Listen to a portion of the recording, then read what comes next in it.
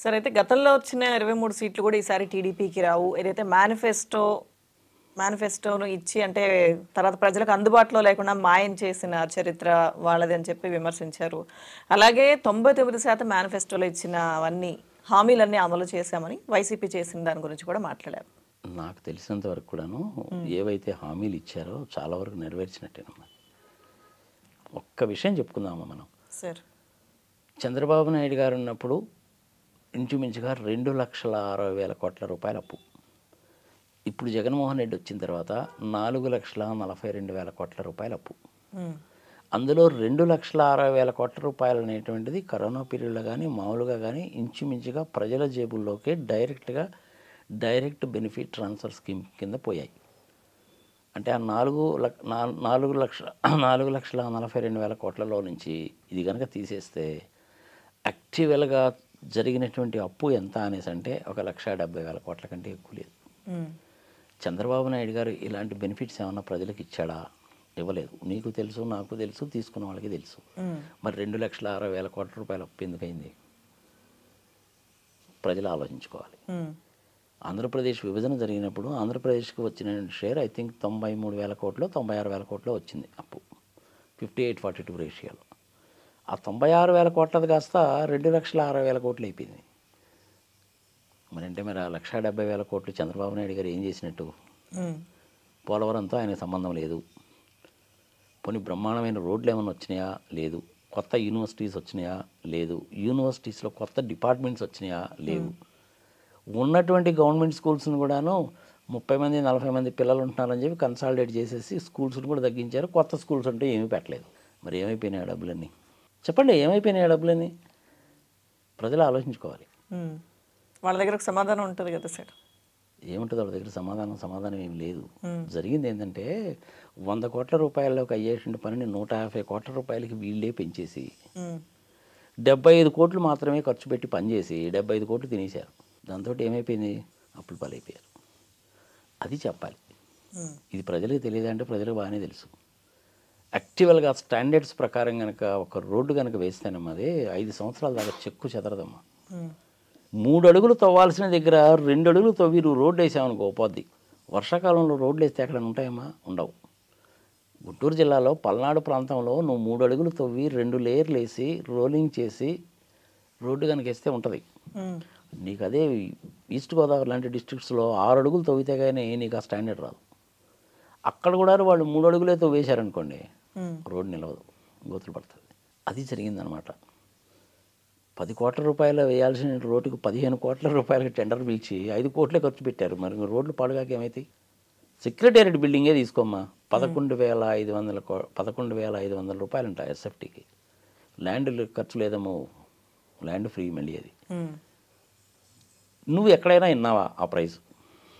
11,500 రూపాయలు ఎస్ఎఫ్టీ. దేశంలోనే ఎక్కడ లేదమ్మా అది. అంత చేటు డబ్బులు ఖర్చు పెట్టి కట్టినండి సెక్రటేరియట్ ఏమన్నా తెలంగాణ సెక్రటేరియట్ లాగా చూడడానికి అద్భుతంగా ఉందంటే మళ్ళీ లేదు. వర్షం వస్తేనేమో రేకులు ఎగిరిపోయినాయి, సీలింగులు కారినాయి. హైకోర్టు వ్యవహారం కూడా అంతే అయింది. మరి అట్లా డబ్బులు వృధా చేశారు కదా, అందుకని చెప్పి అప్పుడు అయిపోయింది. గతంలో ఉన్నప్పుడు ఏం చేసేవాడంటే నాగార్జున సాగర్ కట్టినప్పుడే అనుకోమ్మా, కాంట్రాక్టర్స్ 100 రూపాయలు అనుకో, 100 కోట్లు అనుకోమ్మా. అఫ్కోర్స్ టోటల్గా నాగార్జున సాగర్ ప్రాజెక్టు కట్టడానికి ఎస్టిమేట్ చేసింది 110 కోట్లు. అల్టిమేట్గా పూర్తి అయ్యేసరికి 140 కోట్లు 150 కోట్లు అయింది అది. ఆ రోజుల్లో కాంట్రాక్టులు ఏం చేసేవాడంటే 10 కోట్ల రూపాయల ప్యాకేజ్ అనుకోమ్మా. చేసింది ఎవరు అనుకుంటున్నావు? నాగార్జున సాగర్ ముగ్గురే కాంట్రాక్టర్లు. తిక్కవరపు సుబ్బరామిరెడ్డి మనకు తెలిసిన వ్యక్తే కదా, సీనయ్య అండ్ కంపెనీ, జీవీకే, వీళ్ళ ముగ్గురే మెయిన్ కాంట్రాక్టర్స్. ఆ రోజుల్లో ఒక 10 కోట్ల రూపాయల కాంట్రాక్ట్ ఒక పీస్ ఆఫ్ వర్క్ ఎవరికైనా కనుక ఇస్తే వాళ్ళు ఏం చేసేవాళ్ళంటే 10 కోట్ల 10 లక్షలు వేసుకునేవాళ్ళు. 10 కోట్ల 10 లక్షల రూపాయలకి సుబ్బరామిరెడ్డికి ఒక పీస్ ఇచ్చారు. మిగిలిన ఇద్దరు ఏం చేశారంటే 10 కోట్ల 50 లక్షలు 10 కోట్ల 70 లక్షలు వేసేవాళ్ళు. L1 L2 L3లో సుబ్బరామిరెడ్డికి ఈ ప్యాకేజ్ వచ్చింది, జీవీకేకి ఇంకో ప్యాకేజ్ ఇచ్చేవాళ్ళు, సీనయ్య అండ్ కంపెనీకి ఇంకో ప్యాకేజ్ ఇచ్చేవాళ్ళు. అట్లా కాంట్రాక్ట్లు చేసేవాళ్ళు. ఇప్పుడు ఆ వ్యవహారం లేదు. అప్పుడు రాజకీయ నాయకుల కన్నా అక్కడ ఉండేటువంటి ఇంజనీర్స్కి వాళ్ళకు కూడా ఏం చేసేవాళ్ళంటే క్వాలిటీ తగ్గకూడదు, 10 కోట్లు 10 కోట్లే, ఈ ఎక్స్ట్రా 10 లక్షలు ఏదైతే ఉందో ఇది రాజకీయ నాయకులకి ఇంజనీర్లకి లంచాలు. 10 కోట్ల రూపాయల వర్క్ జరిగేది. ఇప్పుడు అదే 10 కోట్ల రూపాయల వర్క్ని 15 కోట్లకు పెంచి 5 కోట్లు పనిచేస్తున్నారు. మరి మిగిలిన 10 కోట్లు ఎటుపోతున్నాయి? ఎలక్షన్లకే. ఓటుకి 4,000 కదా. ఇది ప్రజలు గమనించాలి. ప్రజలు ఎమ్మెల్యేలను ముఖ్యమంత్రిని అడగాల్సింది ఏంటంటే, ఈ రోడ్డు నువ్వు ఎంత డెప్త్ తవ్వాలి, ఎంత డెప్త్ తవ్వావు, ఏ రకమైన కంకర వాడాలి, ఏ రకమైన కంకర వాడావు, 3 లేయర్లు వేయాలన్నావు కదా, చూస్తే 2 లేయర్లే కనపడుతున్నాయి, మీరు వాళ్ళ మీద ఏం యాక్షన్ తీసుకున్నారని అడగాలి. ఎన్నిసార్లు నువ్వు రోడ్ రోలర్ తిప్పావని అడగాలి.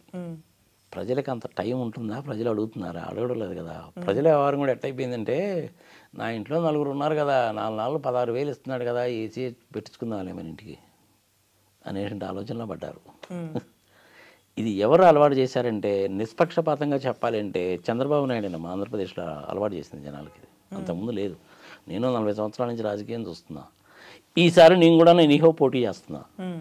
నరసరావుపేట నుంచి కానీ గుంటూరు నుంచి కానీ మీరు పోటీ చేస్తే బాగుంటుందండి, చేయండి అని చెప్పి చాలామంది నా అభిమానులు ఫ్యాన్లు అడిగారు. మల్కాజ్గిరి నుంచి చేస్తే బాగుంటుందని చెప్పి నేను ఆల్రెడీ అనౌన్స్ చేశాను. ఫిబ్రవరి 15వ తారీఖున ఎలక్షన్ షెడ్యూల్ వస్తుంది. ఇంకా 20 రోజులు టైం ఉంది కాబట్టి నేను ఒపీనియన్ మార్చుకోవచ్చు. పెద్ద కష్టమేం కాదు అది. ఒకవేళ నరసరావుపేట నుంచి కానీ గుంటూరు నుంచి కానీ చేద్దామని చెప్పి అనుకుంటే అక్కడి నుంచి కూడా చేస్తాను నేను, ఇండిపెండెంట్గా మాత్రమే.